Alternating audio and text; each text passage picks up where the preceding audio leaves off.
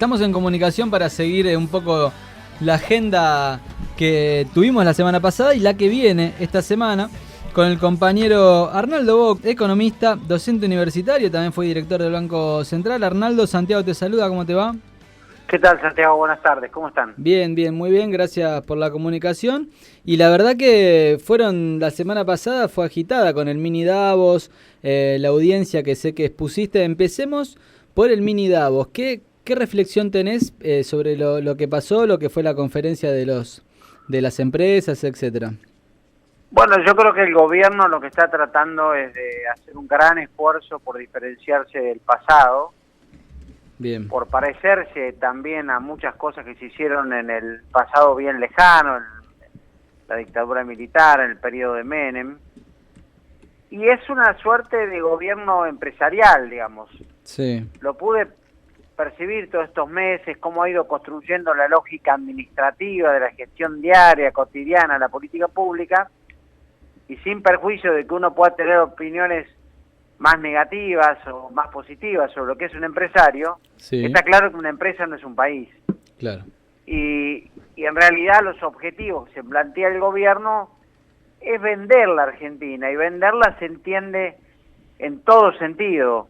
Bueno, lo que hizo en esa reunión con inversores, que la verdad me molesta mucho que se le llame Mini Davos, porque... Sí, fue lo marketinero, sí.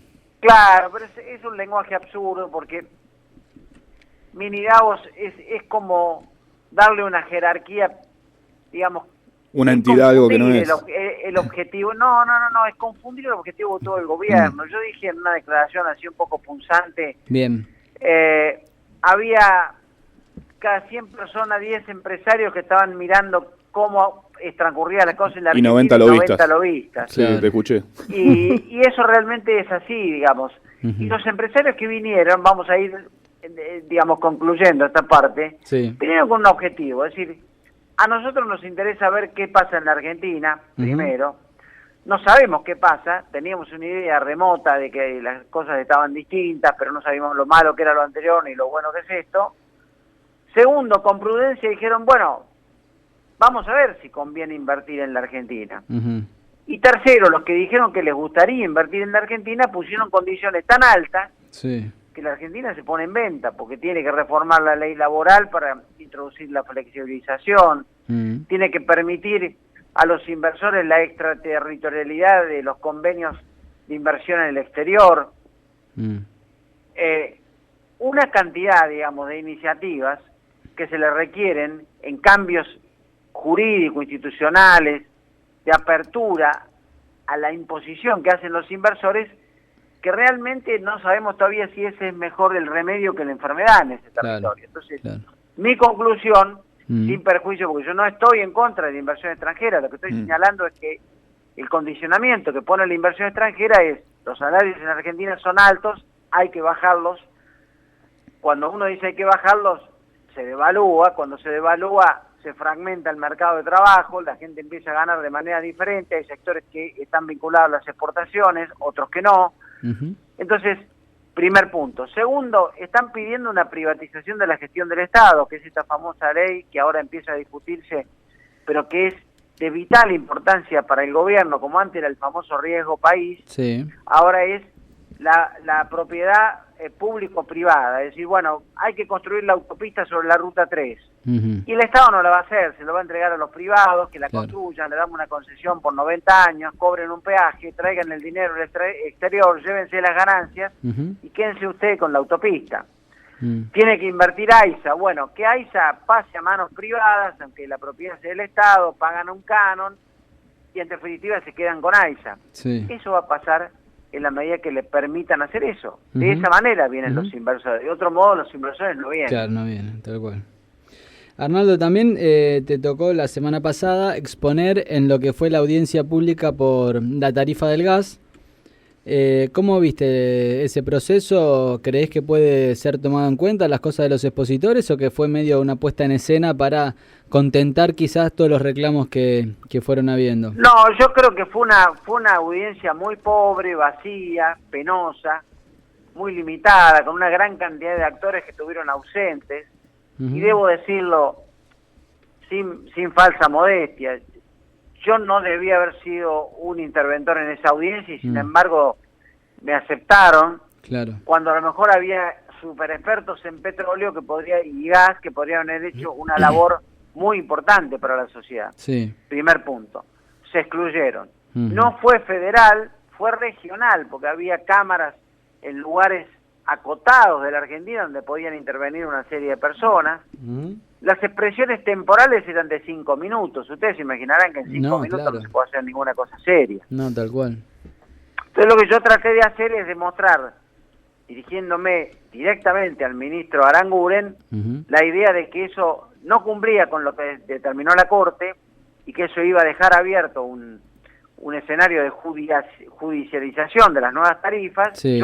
Que yo entendía que el ministro había hecho una declaración peligrosísima, tiene que ver con la primera pregunta de ustedes, cuando el ministro dijo, nosotros en el gobierno no queremos tomar las decisiones, queremos hacer lo que ustedes digan que tenemos que hacer. Entonces ustedes se imaginan que la gran discusión es cuánto cuesta el gas en Boca de Pozo, cuál va a ser el precio, que fue un tema secreto de Estado. Sí, no lo dicen. Y yo tengo conocimiento, porque se conoció a través de filtraciones que hubo, reuniones privadas entre el ministro y las compañías gasíferas, que hoy el precio que está entre 5 y 6 dólares en Boca de Pozo, las gasíferas lo piden a 9.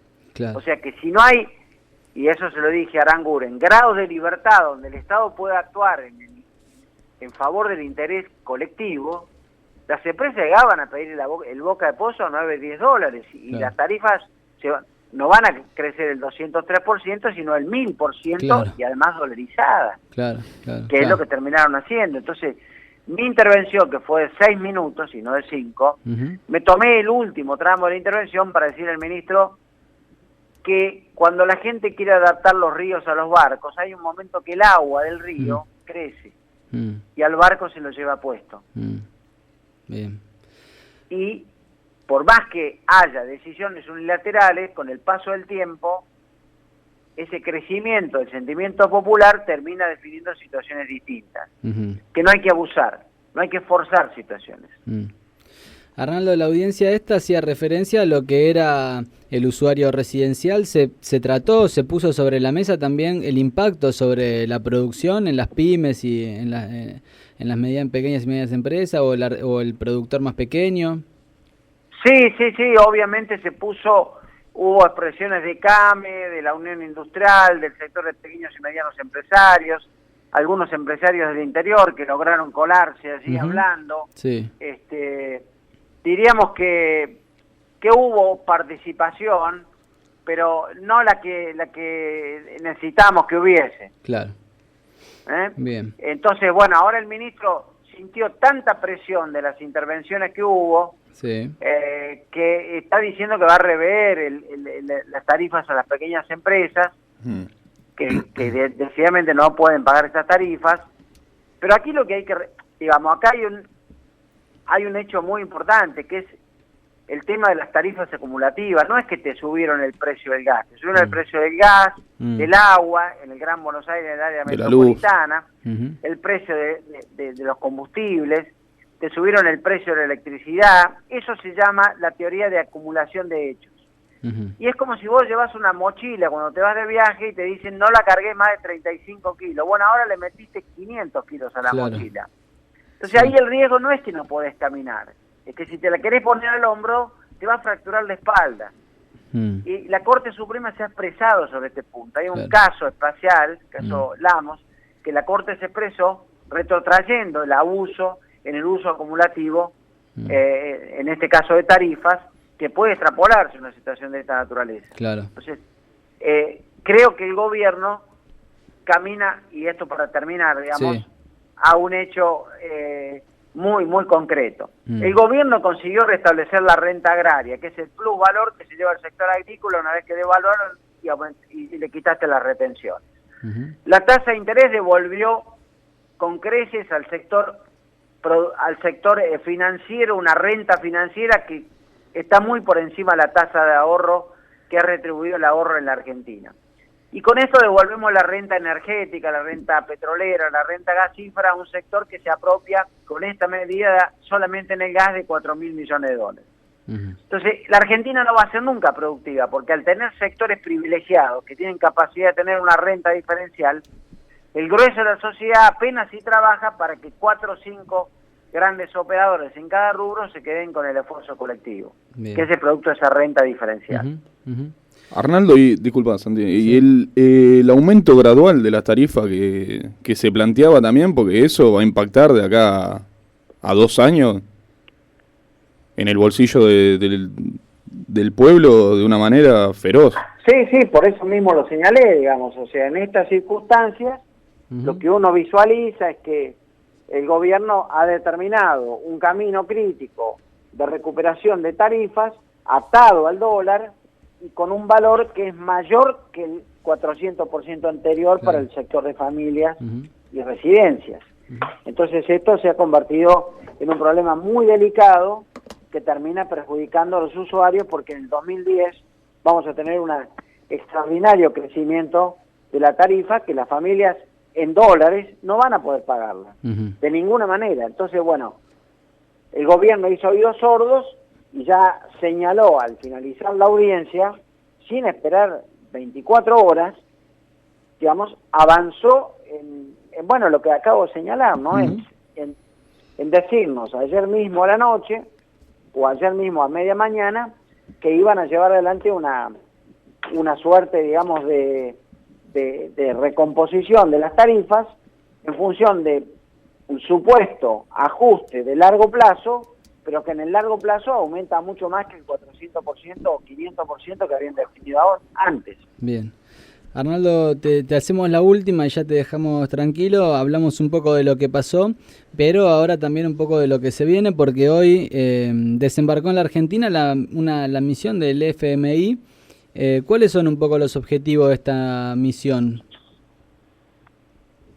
Bueno, la misión viene porque el gobierno decidió alinearse con un pensamiento internacional y decidió cumplir con el compromiso, siendo la Argentina miembro del fondo, de permitir una inspección bajo el artículo 4 del convenio que la Argentina tiene firmado con el fondo. Bien.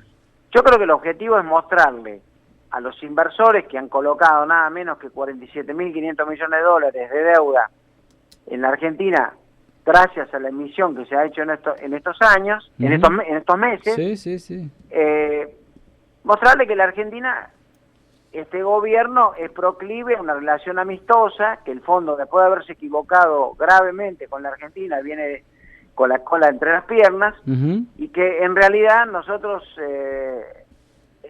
o el gobierno, digamos, se apresta a incolumnarse con el fondo para que los informes que haga se señale que el tipo de política neoliberal que lleva la Argentina es compatible con los intereses del sistema financiero internacional. No hay otra manera de entenderlo. Claro. Está bien. Arnaldo, gracias por la comunicación, como siempre. No, al un contrario, fuerte abrazo. agradezco a ustedes. Bárbaro. Un abrazo y muchas gracias por la consulta. Gracias. Gracias, Arnaldo. Ahí pasaba Arnaldo Bocco, economista, ex director del Banco Central, docente universitario, también fue ex presidente del Banco del Bicentenario.